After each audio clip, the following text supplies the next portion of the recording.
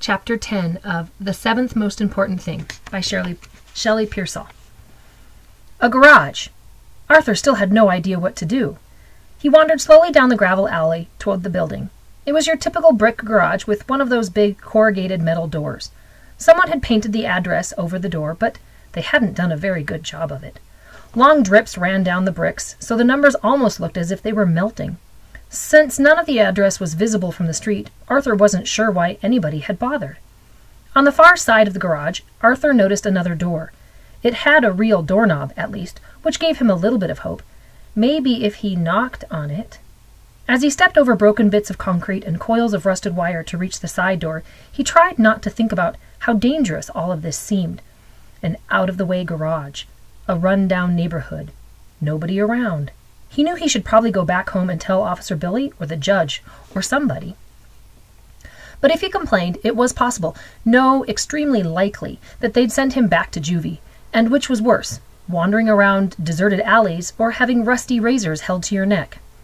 He knocked on the side door cautiously, just a few knocks to see if anybody answered. No one did. He pounded on the door a little harder and tried the doorknob. It didn't budge. Feeling more irritated, he walked around to the front of the garage and banged his fist on the corrugated door, which turned out to be a really dumb idea because the door was freezing cold and a lot more painful to hit than you'd think. He could hear the hollow thumps of his fist echoing inside the building. If James Hampton was working inside, he was either completely deaf or ignoring him. Arthur didn't spot the grocery cart until he was about to give up and leave. It was sitting at an odd angle, jutting out from the side of the garage nearest to the street. As he stepped back from the corrugated door, he saw out of the corner of his eye. He was pretty sure it was the same cart the junk man always used when he came through the neighborhood. The same one he'd been pushing when Arthur hit him. There was something taped to the front of it. Arthur walked over to see what it was. Just like the note he'd found underneath his father's hat a few days earlier, this message was written on a scrap of cardboard. It couldn't have been there long because the cardboard was mostly dry and the ink hadn't smudged yet. Arthur didn't need to guess whether the note was meant for him. Someone had already written his name at the top. Misspelled Arthur, followed by the words, "Please collect." The rest of the note was a list, in square capital letters, like a kindergartner's printing.